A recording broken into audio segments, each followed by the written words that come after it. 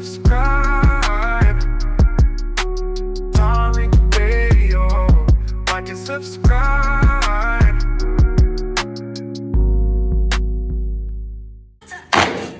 Alright, sweat. 1, 2, 1, 2, 1, 2, 1, 2. Now cross.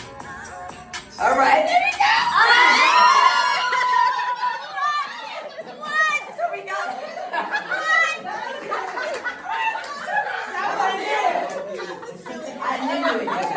I knew you would get it. I'm going to grab these two days because she just learned it. I'm like, been trying all day. How are you doing, Matt? In fact, please allow me, friends, to digress for a moment. Okay. It's kind of dark in here, but I'm asking for a show of hands. Who saw that video from a couple of weeks ago, the one of the elephants at the San Diego Zoo during the earthquake? Google it if you've not seen it. So that scene has been on my mind. Everybody's asking me what you've been thinking about these days. Well,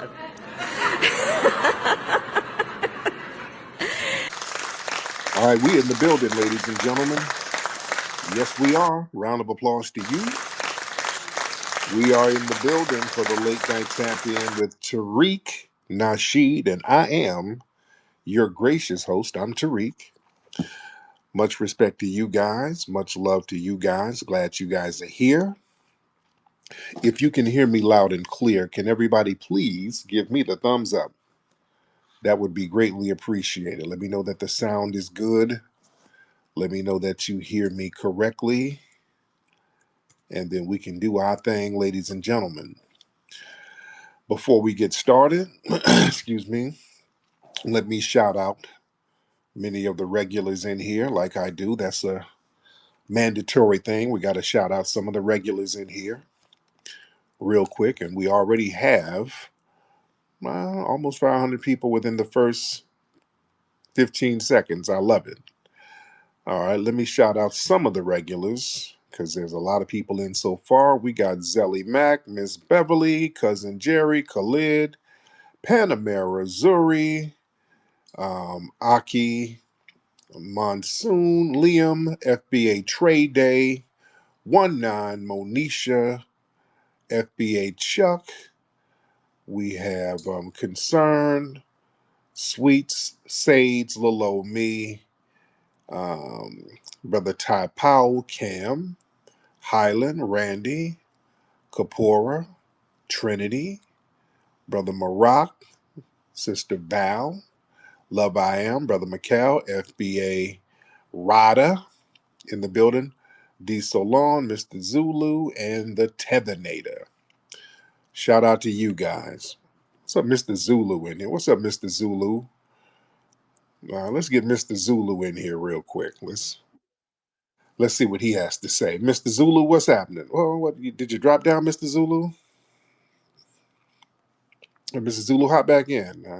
Well, he must have thought he was on his burner account. I was going to get Mr. Zulu in here early. I wanted to hear some early tethering. All right. So it looks like we're going to have a tether-filled day. So let me do the Majara prayer. I haven't done the Majara prayer in a week or so. So let me do that so we can get some good FBA energy in the room. Ladies and gentlemen, everybody bow your heads, please. For the Majara prayer, Most High, Creator of all, we honor the Majara spirit within us. Ancestral power flows through our veins, guiding us with wisdom and strength. May we walk with the grace of our ancestors, those who have come before us, and honor their sacrifices. Let the energy of Majara protect us from harm, uplift our spirits, and guide us towards our true purpose. With every step, may we embrace the sacred power within, the spirit that has carried us through trials and tribulations. We ask for clarity, strength, and peace as we live with purpose, rooted in our divine heritage. Through the Majara spirit, brothers and sisters, we are connected. Through the Majara spirit, we are whole. Through the Majara spirit, we are powerful, and amen. Give me an amen, ladies and gentlemen. I'm feeling that Majara energy today. What's up, Twizzle? I'm feeling it. Oh, first things first. Did y'all see your girl Kamala Harris? She's back. Your girl Kamala is back after she failed bigly in the last election. They had her behind the scenes. They sat her down and now they done rolled her back out. I don't know why. So they done rolled Kamala Harris back out. She hopped out dancing. She's up here doing the country soul line dance. She was dancing with that sassy queen, Too Raw, Too Real. You know who he is, the one who the Democrat shills send to curse us out. He's always making videos cursing me out, at the request of the DNC. The DNC sends these weirdos to attack us black influencers. So they didn't send him to attack me multiple times. He's a real sassy Sambo. He's a Wish app Jussie Smollett. So she was up here dancing with that clown. And then she was somewhere doing a speech and it was all incoherent. She was looking like she was drunk again. It was just babbling and cackling, talking about an elephant in a zoo, just all over the place. Don't know what she's talking about. Now, look, Democrat shills. Where's RJ? Now, this is the time for the Democrat shills to pop on in. Like RJ and the other Daniel guy. This is the time for y'all to come on up and explain what the hell is going on with the Democrats right now. See, right now they got Kamala Harris coming out here doing the same old nothing burger nonsense. So what does this mean for the Democrats, man? They're not learning anything. They're doing the whole image over substance rebranding attempt. You see, they're still just trying to do all the aesthetics and optics of relatability. And they're trying to do this over real policy and substance. So, their past strategies were like viral moments used to basically distract from their poor approval rating and their political losses. So you notice even with that Jasmine Crockett, they do all of these stunts. They're doing things to kind of go viral.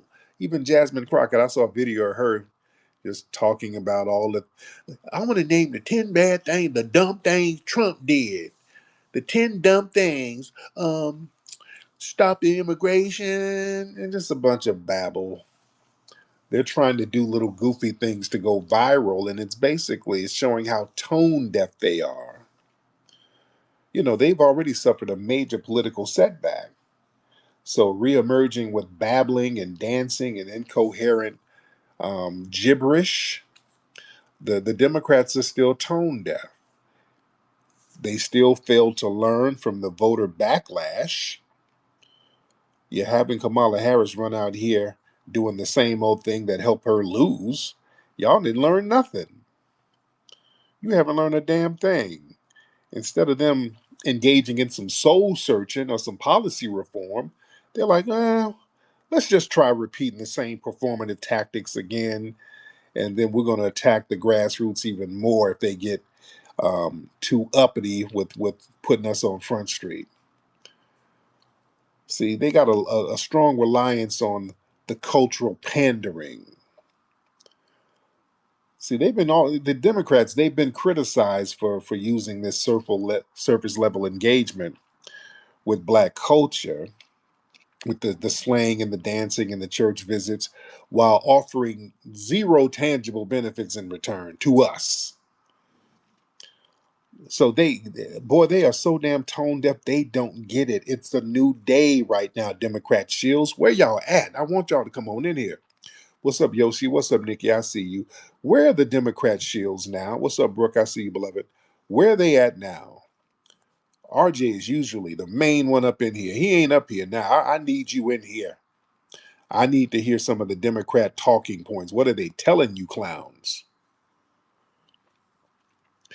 Listen, this shows that there's some kind of leadership crisis with the Democrats. They don't have no front runners. They don't have anybody. They don't know what to do. We've destroyed the Democrats, ladies and gentlemen. The grassroots. Look at them. They're running around like a chicken with their heads cut off. Yeah. So you got the best thing they can do, the Democrats, is Jasmine Crockett and drunk acting Kamala out here babbling during a speech. So this is raising a lot of concerns about the leadership competency. See, this shows that there's a lack of strong, coherent voices leading the Democrat Party. Did y'all see that? What was that last thing we talked about some months ago? They had some kind of Democrat. What the hell was it? It was like some kind of Democrat convention, something they had. And they had folks up there literally singing Negro spirituals. They're sitting up on stage singing some damn Negro spirituals. I mean, these folks are just out of it. They don't really get it. They're very confused. They're confused and desperate at this point because you're rolling out Kamala Harris and that's the best you have, and all she can do is babble. There's some internal confusion and desperation in the Democratic ranks. They don't really have a strategy. Yeah, they don't have anything right now. You see? So that their credibility is just shot. See, when they have Kamala Harris out here doing that incoherent rambling, that not only damages her credibility, but the party's credibility and their image. You see, it undermines the Democrats' attempt to try to paint the Republicans as chaotic or unserious when you got drunk acting Kamala out here babbling and giggling. So yeah, you can't throw shade at nobody. You can't throw shade at anybody. And in this type of nonsense, that opens the doors wider for third party or GOP narratives. See, a lot of Republicans and third party candidates, they can use all of this train wreck stuff going on with the Democrats to reinforce narratives that the Democrats are incompetent, they're unserious, culturally manipulative, and you just the GOP is doing the Birdman hand rub at this point. Y'all giving them another win. The hell is going on with the damn Democrats? Kyle, who's Kyle White? Hey, Kyle, you were giving some thumbs up, thumbs down. Hop on in, Kyle. Let me have you chime in on the conversation. What's up, Kyle? What's going on with you, Kyle? I have some problems with the things that you are saying to the people. Like, what do I you have? don't believe in the things that you are saying. What don't you believe, sir? Listen to me, okay? Kamala Harris is a beautiful African queen. There's nothing wrong with Kamala. There's something wrong with you and your FBA, okay? Now, Kyle, where are you pretending to be from? Where you told you from? I am from Atlanta, Georgia. Right. Okay. Now, you got to work on your accent, Kyle. You got to work on your accent. I'm going to be going to my village in Atlanta, Georgia. So your village is in Atlanta. Listen, you're not going to be going to get any reparations. I'm telling you that right now. Why not? You're not going to be going to get any reparations. Where your accent go, Kyle? You gotta stay in character at least, man. Damn, now you're changing accents. You done changed your accent about 3 times. First it was East African, then West African. Now you sound like a damn Arab. Can you work on your material a little bit more? I will tell you the truth, okay? Now you sound like an East Indian. You could have worked on your damn material a little bit better, man. My grandmother is from Accra. Okay? No, nigga. Y'all from Akron, Ohio. You're from Akron, Ohio, nigga. Get out of here. Yeah, work on your material. But going back to the Democrats and Kamala Harris, why are they still doing the same nonsense? See, the Democrats, they believe black voters, they're going to support them due to the legacy of the civil rights era and the perception that the Republicans are worse. So that overconfidence led the Democrats to kind of believe that they don't need to do anything concrete for foundational Black Americans, and it is a new day.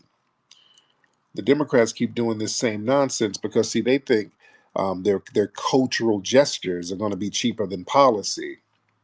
See, having Kamala come out here and dance, or having these people put on kente cloths or have fish fries and all of that, or hire Beyonce or Cardi B, that's cheap. It's easy. It goes viral.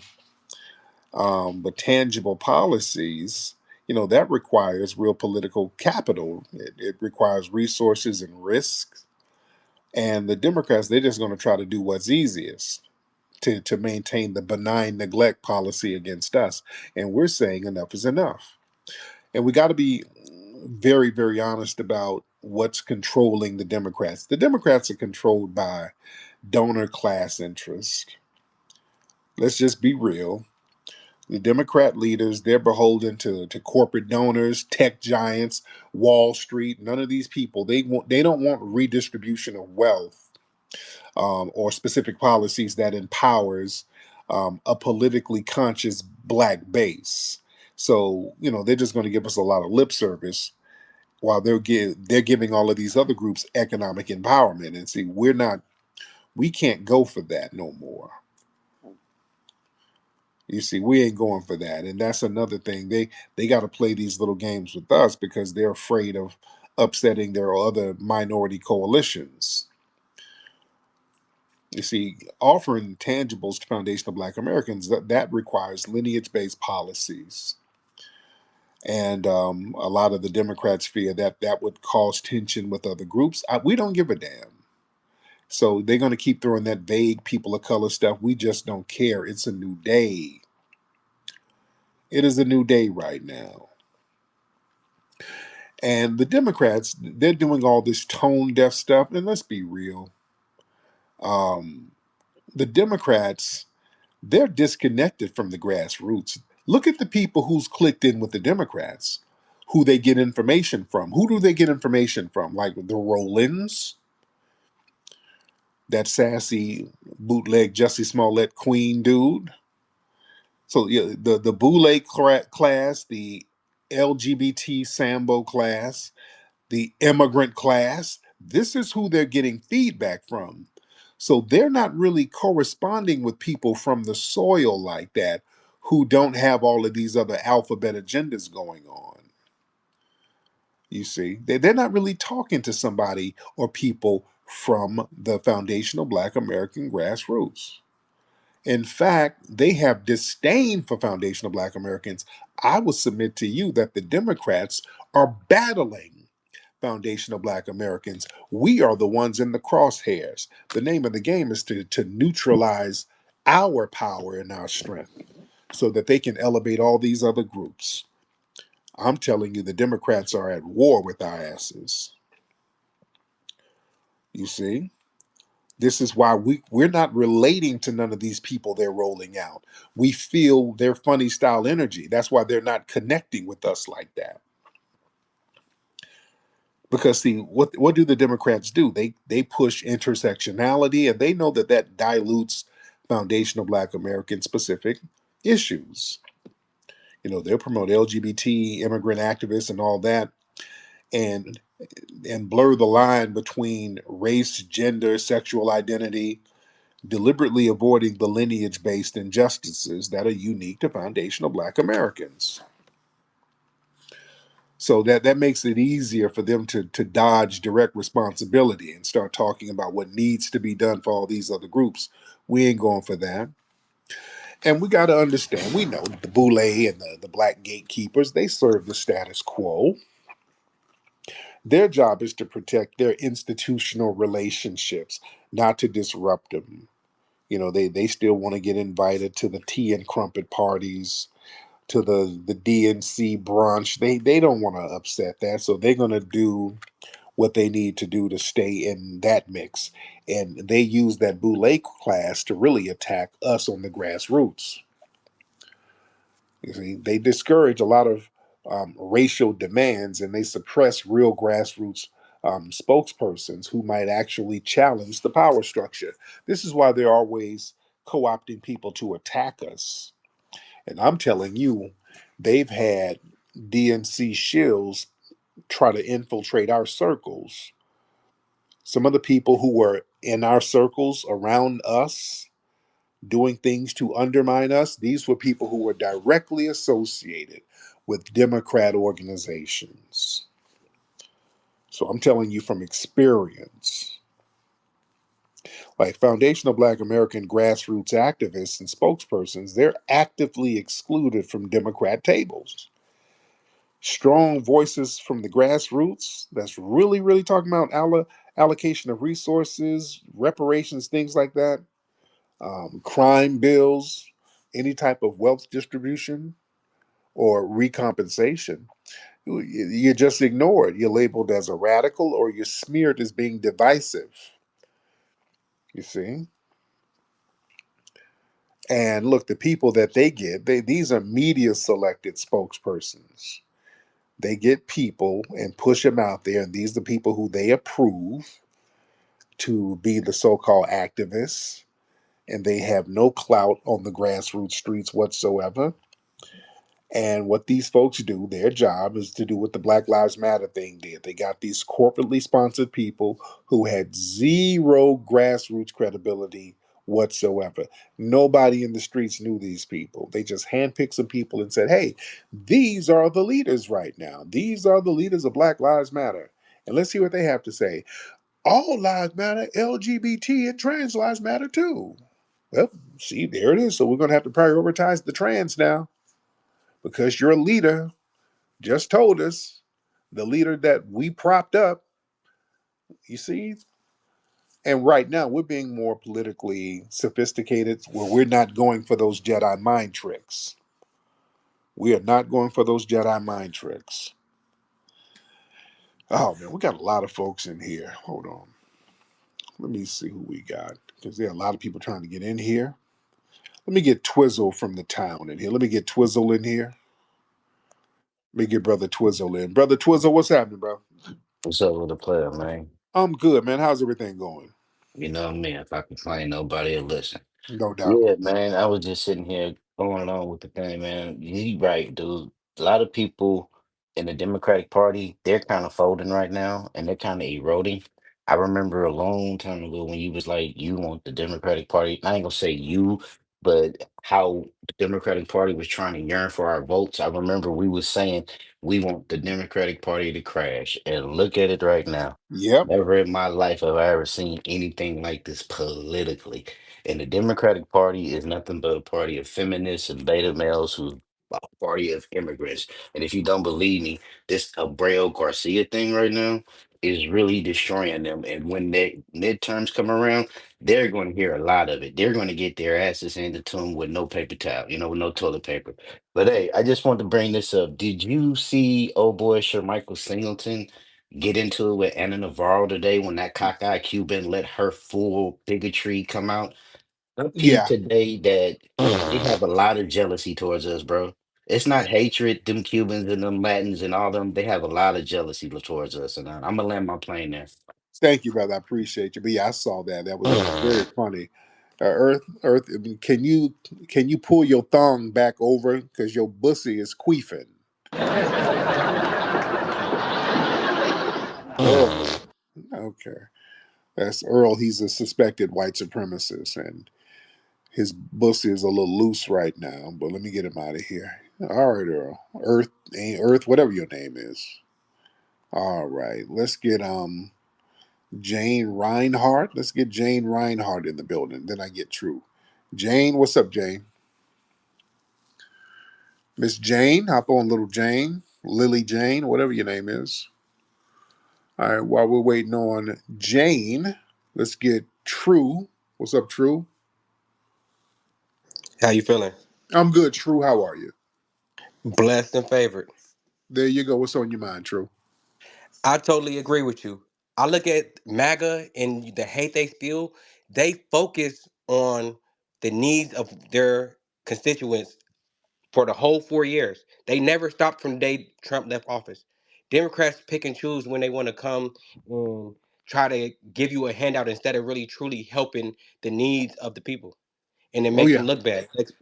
It makes them look like they're not what's the word I want to use? It's not genuine. right, right. I totally agree, brother. Thank you so much, sir. All right, Jane. Well, I was gonna get Jane in here, and Jane bounced. Okay, Jane. She went back down. Let me get Walker. Let's get Walker in the building. Mr. Walker, hop on in this piece. Tariq, you are a black ass thug and you're leading your own people away from God, to Now, be honest. why am I a black ass thug? Well, probably that's just your people's thing, but you need to stop doing it. It's not okay. Well, now what am I doing, Mr. Walker? Exactly. What am I doing? Take care, And Tariq. okay, you're saying stuff and you want to elaborate, so that means you don't believe what you said, right? Tariq, I don't engage with thug criminals, frankly. You need to stop what you're doing. Take care. Okay, sir.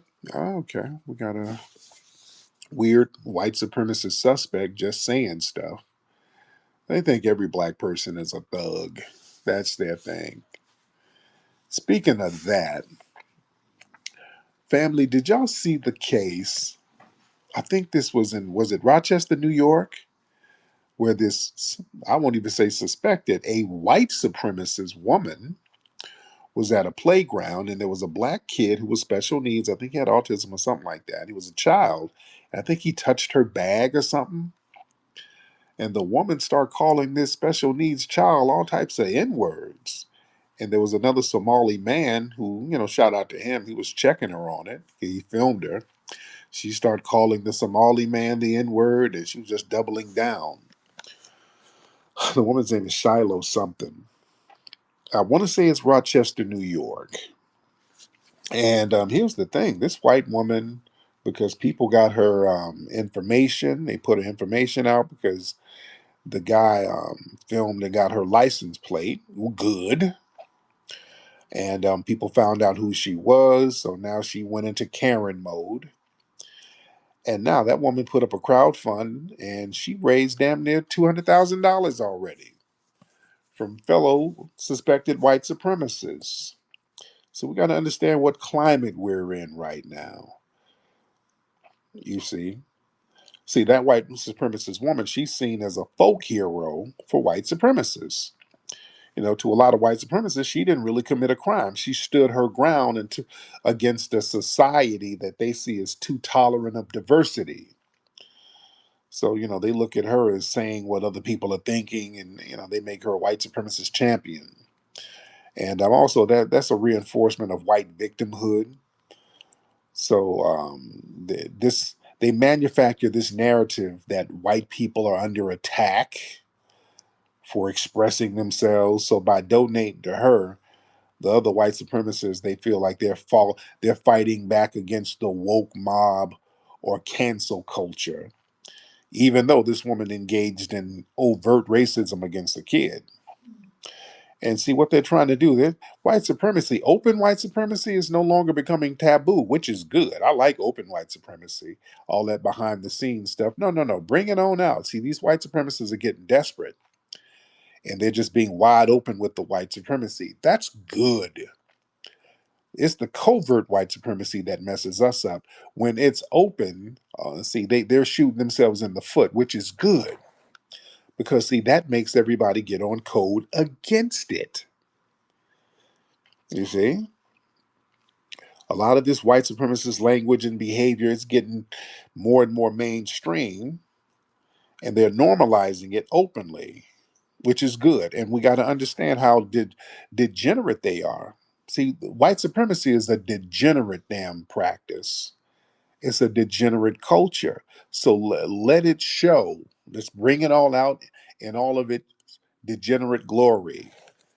Because this a white supremacist woman using racial epithets to a child, a black child, not only a black child, a black special needs child. So even though this child was special needs, the white supremacists, they dehumanize black people to the point where any black person, regardless of age, conditions, anything, is seen as a threat or a thug, like this white supremacist just called up calling me a black ass thug. And I'm not doing anything thuggish in here. We're having intellectual conversations. And the first thing out of his mouth was, I'm a black ass thug, and couldn't elaborate and just ran away. Yeah. But the thing is, what these white supremacists doing, what they are doing, they're investing in racial hostility as like a little movement. They're trying to have a little racist renaissance. Good. Well, I want them to get that courage up so they can think they can get out there on these bricks and try that with the bullshit. I saw a video down in New Orleans. Some neo-Nazis were walking around. It looked like they were over there by the French Quarters around Bourbon Street, that area. So I guess they thought they were going to walk around New Orleans like everything is sweet. And immediately some of the FBAs pulled up on them and they start retreating real quick. Yeah, they don't really want those kind of street problems. Yeah, they do a lot of posturing or whatever, but yeah, they ain't trying to hit these bricks like that. It's not sweet out here for them. They keep wanting to test the waters. The best they can do, I'm telling you, family, if they're attacking special needs black kids, that shows you where their heart is. They know it ain't sweet nowhere else. You got to go for the softest targets you can find, because you run up on these grown FBAs, you getting that ass rolled up, you getting poked up. It's a different vibe out here. It's a different energy. So yeah, they're going to try to go for the soft targets. We got to make sure the kids are cool. We can't underestimate how cowardly and degenerate the white supremacists are. Yeah. So yeah, they're trying to have like a little symbolic investment in sustaining and growing white supremacist networks. So that's why they're giving that woman all that money. They're trying to telegraph a message. If you do something overtly racist or anti-black, don't worry, we'll take care of you. It's that type of thing. So they all get on code. And the anti-black agenda, that unites different factions of white supremacist society. There might be people who try to act like they're moderates or even liberals or whatever, but they all participate in a shared anti-black sentiment. So even if they don't use slurs themselves, yeah, they'll donate to somebody who does, because they'll be like, oh, well, the backlash was too harsh. Oh, we got to look out for her. Oh, that's a mother.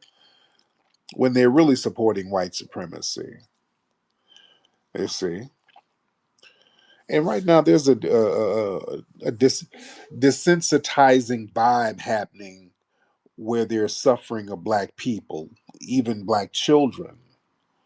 Not only that, it's almost seen as humorous. They loved seeing black folks harmed in some of these white supremacist circles. So that's like they get off on us being harmed and children being marginalized. They get off on that, and they love to sit up here. And when it comes to anti-black racism, see, it's not treated like anti-Asian racism. You can't say anything. You can't even go. If you say something like, "Hey, man, this Asian dude bumped into me," just saying that, they'll say, "Well, that's anti-Asian um, hate. We got to stop Asian hate." Just saying the word Asian, they can flip that and be like, "Okay, that's a hate crime." Just like if you say the word Jew, they'll say, "Oh, damn, that's a hate crime."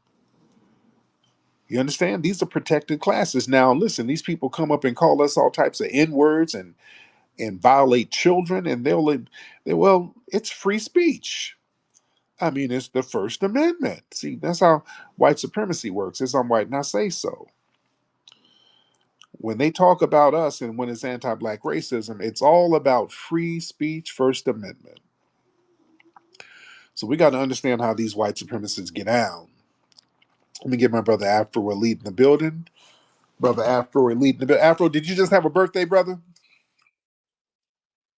Yes, sir. Did you just have a birthday, brother? Yeah, my birthday was yesterday. Oh man, happy belated birthday to you, man. Everybody give a birthday shout out to our good brother Afro Elite in the building. Happy birthday to our good brother. Thank you. I So what's on appreciate your it. mind? Yes, Cindy, what's on your mind? When you were talking about the Democrats and the clip of Kamala, one of the issues is that white supremacy has always used the Boule class, the black Boule class, to spew their messages and also guide the community as like a pseudo thought leader, Yeah. as a symbol of pseudo black excellence. And black people have been following the image of the Boule class as black excellence and success and luxury and all that. The problem that they're having now is that the black Boule class doesn't have any influence anymore. Right. And that's what the because they've been working hand in hand with each other. Like I scratch your back, you scratch mine. But the thing is that if the Boule class doesn't have any influence, and now we're seeing the Boule class as toxic and radioactive, and we're doing the exact opposite of what they say, then their whole plan is in a disarray. They have Yes. no way to influence the society and to control where the direction goes now. Now there's nothing that they can do. That's why they're so desperate. That's why they're making TikTok videos and trying to resemble what they think the grassroots is like, and it's not working. That's absolutely correct, man. The Democrats are officially the party of lames now. They're lames. They just look lame. And whenever we see Democrats pull up, it's like, okay, this guy is a cornball, or this woman is a bedwench or a mammy. So yeah, their whole brand is just dead now. But thank you so much, brother Afro Elite. I appreciate you. Yeah, the Democrats, man, really when they pull up, it's like, oh, here they are. They're just uncool right now. They're trying to act like they're the hip party. They just look lame. When they show up, it's always something goofy. They got some goofy tether. There's some goofy feminist. There's some sassy fool with some flip flops on, talking dumb. It's just all over the place. It's people that you don't really want to correspond with. You don't want to hear that bullshit. For real, for real. Hi, I'm Mateo. Do you want to learn about Hidden Heroes? Hidden Heroes from A to Z is a cool book that tells the stories of amazing black heroes you might not know about. You'll meet inventors, you'll meet explorers, and leaders who change the world. It's fun, inspiring, and you can learn so much. Get your copy now at hiddenhistorymuseum.com. Let's discover our hidden heroes together.